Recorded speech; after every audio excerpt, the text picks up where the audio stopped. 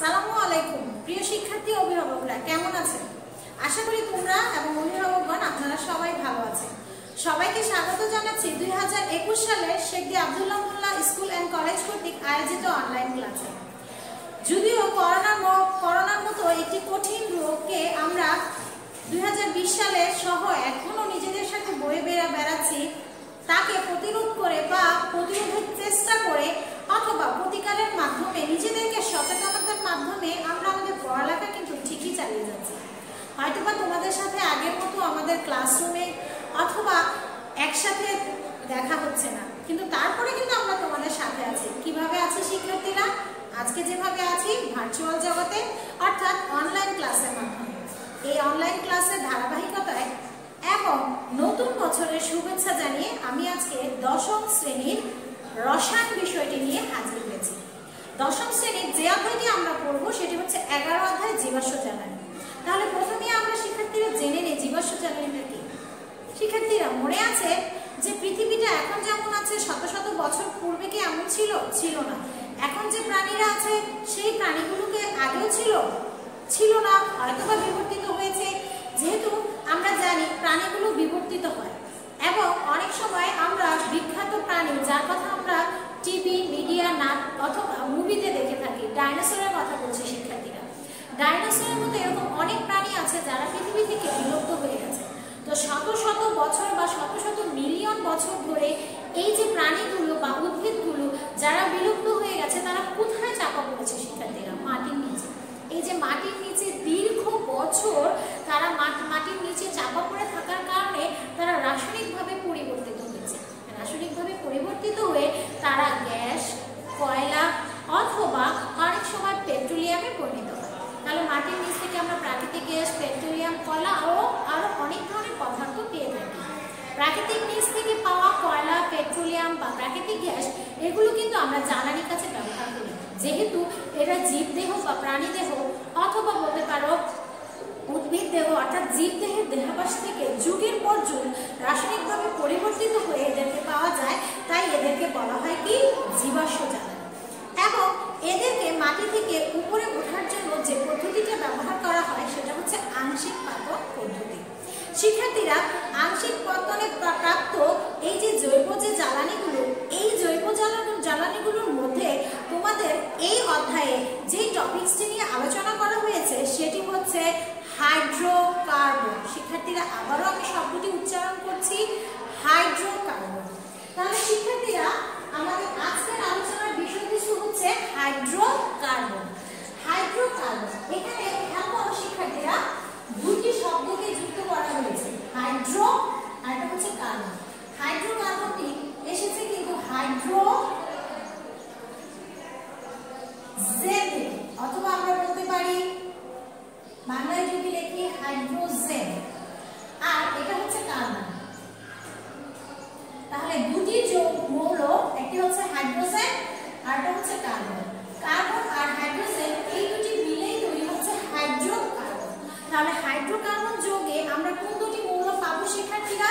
একটি হচ্ছে হাইড্রোজেন আর একটি হচ্ছে কার্বন। কার্বন আর হাইড্রোজেন দ্বারা গঠিত যৌগকে আমরা বলবো হচ্ছে হাইড্রোকার্বন। এইবার হাইড্রোকার্বন তো আমরা চিনে গেলাম, হাইড্রোকার্বন কাকে বলে।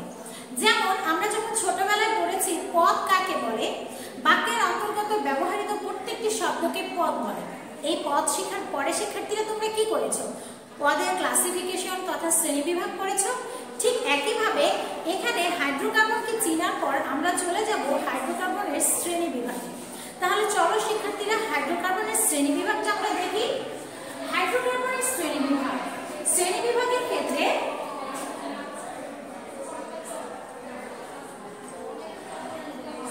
হাইড্রোকার্বনের শ্রেণীবিভাগ প্রথম ভাগে আমরা বলছি অ্যালিফ্যাটিক, আরেকটা শব্দ হচ্ছে অ্যারোমেটিক।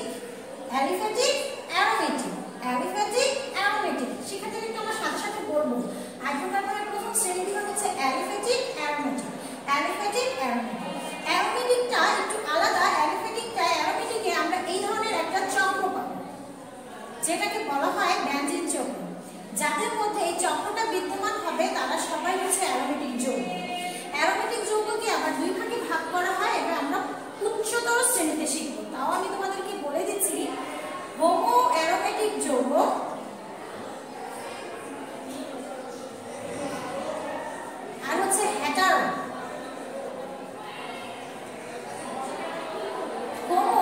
শুধুমাত্র এই বেনজিন চক্র থাকবে, হোমো অ্যারোমেটিক যেখানে কেবলমাত্র এই বেনজিন চক্র থাকবে।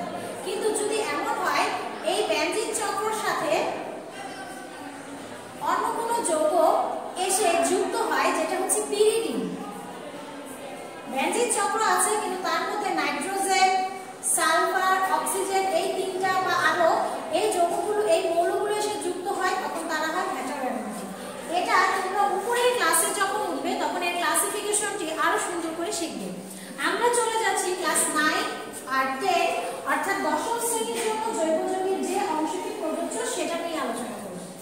অ্যারোমেটিক যৌগের প্রথম শ্রেণী বিভাগটি আমরা হচ্ছে মুক্ত শিকল আর বদ্ধ শিকল। মুক্ত, মুক্ত মানে খোলা, তাহলে আসো দেখি মুক্ত আর বদ্ধটাকে চিনি নিই।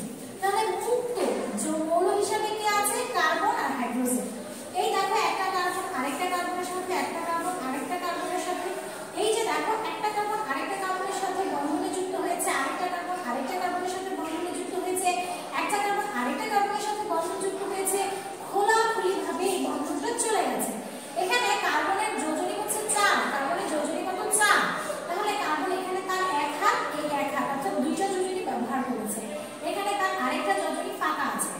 এখানে কার্বন তার দুইটা হাত ব্যবহার করেছে তথা দুইটা যোজনী ব্যবহার করেছে, এখানে তার দুইটা হাত খালি আছে।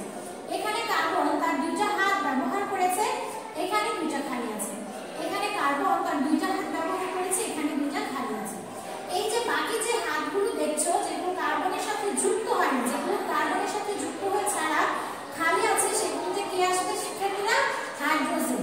যেমন এইভাবে আসতে পারে, এখানে আসতে পারে, এখানে হাইড্রোজেন আসবে, এখানে হাইড্রোজেন আসবে, এখানে হাইড্রোজেন আসবে, এখানে হাইড্রোজেন আসবে। এই যে হাইড্রোজেনগুলো খেয়াল করো শিক্ষার্থীরা, এই প্রান্তটাও খোলা আছে, এই প্রান্তটাও খোলা আছে, মুক্ত আছে। এই প্রান্তটা কি আছে শিক্ষার্থীরা? মুক্ত অবস্থায় আছে। এই জন্য এই যে লম্বা যে শিকলটা বলা হচ্ছে, চেইনটাকে বলা হচ্ছে, মনে রাখবে শিক্ষার্থীরা, কার্বন কার্বনের সাথে এভাবে শিকল করে অনেক বিশাল বিশাল যৌগ সে প্রস্তুত করতে পারে।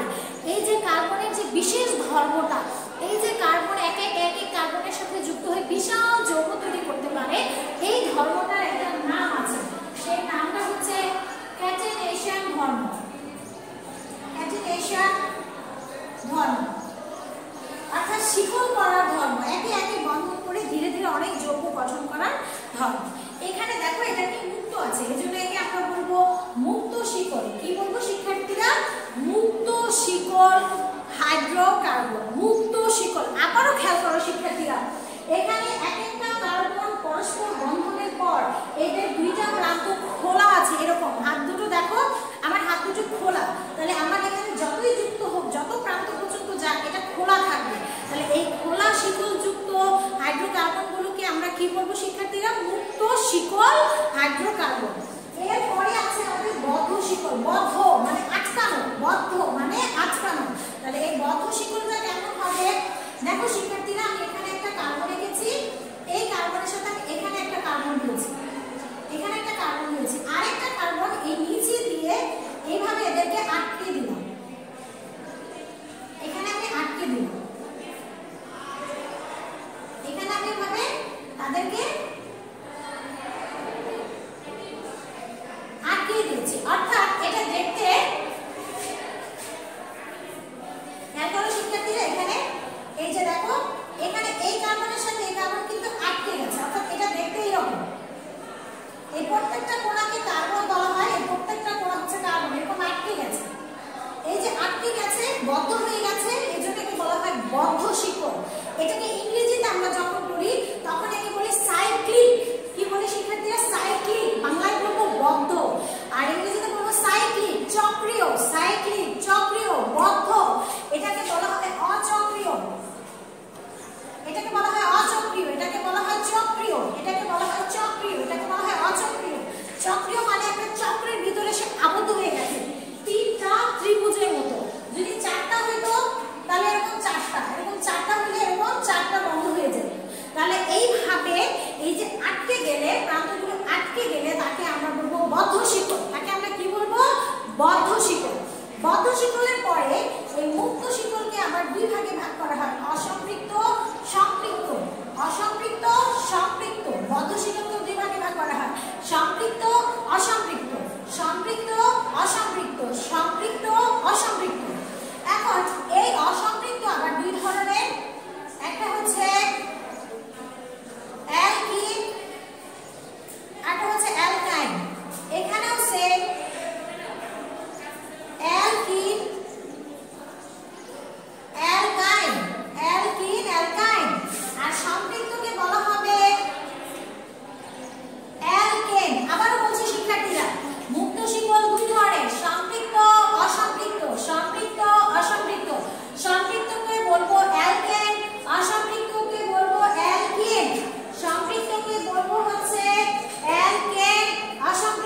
বলবো হচ্ছে অ্যালকিন অ্যালকাইন, অসম্পৃক্তকে বলবো হচ্ছে অ্যালকিন অ্যালকাইন, অসম্পৃক্ত। আচ্ছা সম্পৃক্ত আর অসম্পৃক্ত জিনিসটা আমরা এখন একটু বুঝবো।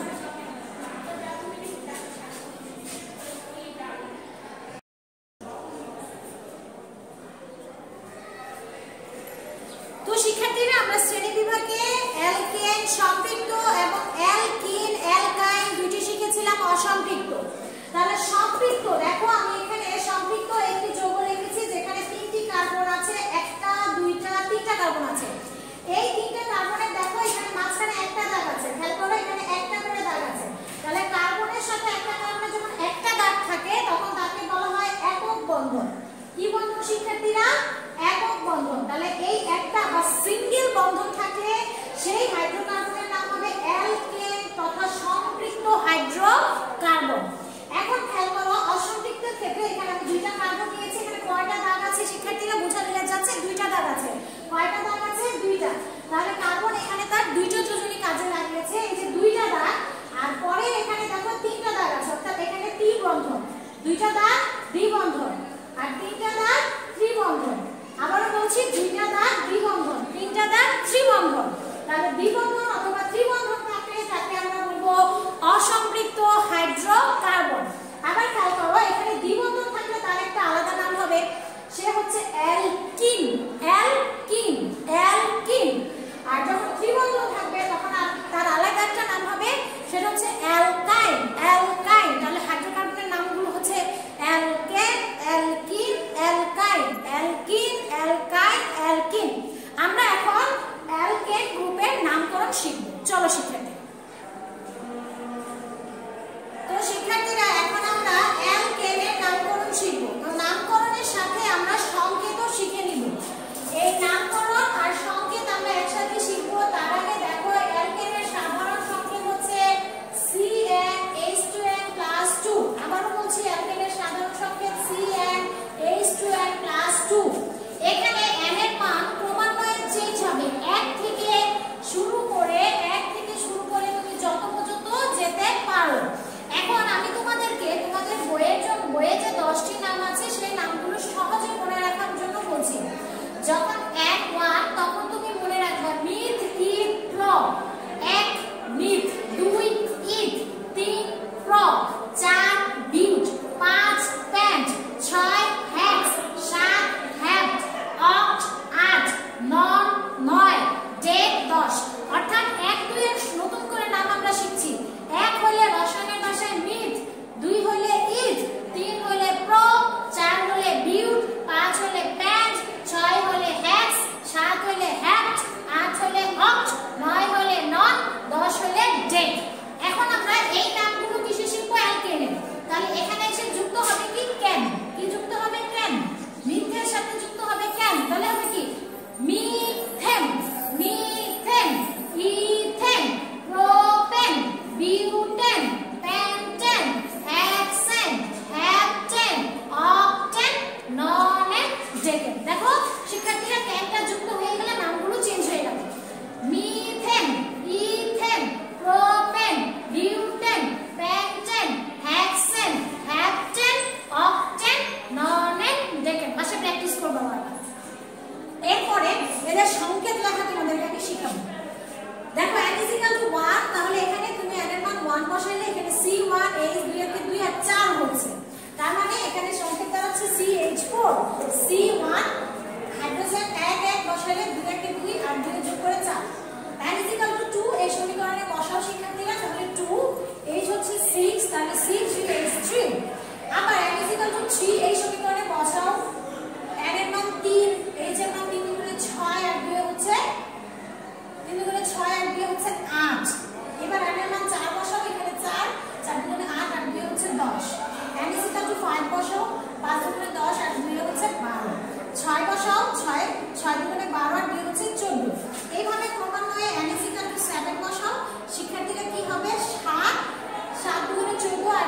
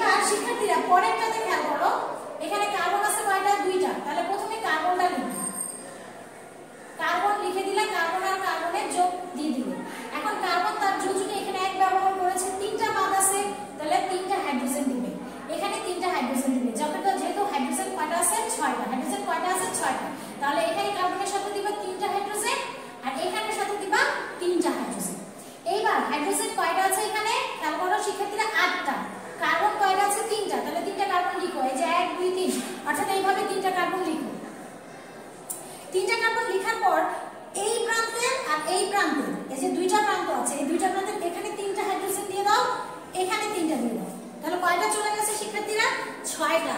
টোটাল হাইড্রোজেন কয়টা? 8টা। তাহলে কয়টা হাইড্রোজেন রয়ে গেছে? 2টা। লেখো 2টা। আবারও বলতেছি, এখানে কার্বন কয়টা? 3টা। তাহলে 3টা কার্বনকে আগে লিখবে। লিখার পর এই যে 3টা কার্বন এভাবে লিখবে। লিখার পর এখানে 3টা দিবা, এই পাশে 3টা দিবা। হাইড্রোজেন বাদ থাকে 2টা, তাহলে 2টা। সেম একই ওয়েতে 4 এর ক্ষেত্রে এখানে CH2 একটা বাড়বে, 5 এর ক্ষেত্রে এখানে CH2 একটা বাড়বে, 6 এর ক্ষেত্রে এখানে CH2 একটা বাড়বে, 7 এর করে একটা করে CH2 বাড়তে থাকবে। অর্থাৎ তুমি প্রথমটা যদি লিখতে পারো, তারপর একটা একটা করে তুমি যখন CH2 বাড়িয়ে দিবে, এই পর্যন্ত 10 পর্যন্ত কিন্তু তোমাদের বইয়ে লেখা আছে। আমি এখানে 7 পর্যন্ত তোমাদের দেখালাম, বাসায় প্র্যাকটিস করবে, খুব সহজ। আগে যে কটা কার্বন থাকবে, আমি একটু বড়টা দিয়ে দেখাই। এখানে 6টা কার্বন আছে। 6 কার্বনের ক্ষেত্রে কি করব ম্যাডাম? 6 কার্বনের ক্ষেত্রে আগে 6টা কার্বন দাও। 1টা, 2টা, 3টা, 4টা, 5টা, 6টা দিয়ে দিছি 6টা। এখন এখানে কি করব? এই মাথায় 3টা দিব, আর এই মাথায় কয়টা দিব? 3টা দিয়ে দিয়েছি। আর ভিতরে কি করব? ভিতরে এখানে 2টা, এখানে 2টা, এখানে 2টা, এখানে 2টা, এখানে 2টা। দেখো শিক্ষার্থীরা হয়ে গেছে। এটার নাম কি? 6 কার্বন। 6টা কার্বন। 6 হলে কি হয়? এই যে 6 হলে কি হয়? হেক্স। তাহলে এটা ক্যান গ্রুপ, তাহলে এটার নাম হচ্ছে হেক্সেন। এটার নাম কি হবে? হেক্সেন। 1 2 3 4 5 6, তাহলে এটার নাম কি হবে? হেক্সেন। আবার একটু পড়ি শিক্ষার্থীরা। অ্যালকেন, এখানে 1 হলে মিথ, 2 হলে ইথ, 3 হলে প্রপ, 4 হলে বিউট, 5 হলে প্যাক, 6 হলে হেক্স, 7 হলে হ্যাপ, 8 হলে অক্ট, 9 হলে নট, 10 হলে ডেন।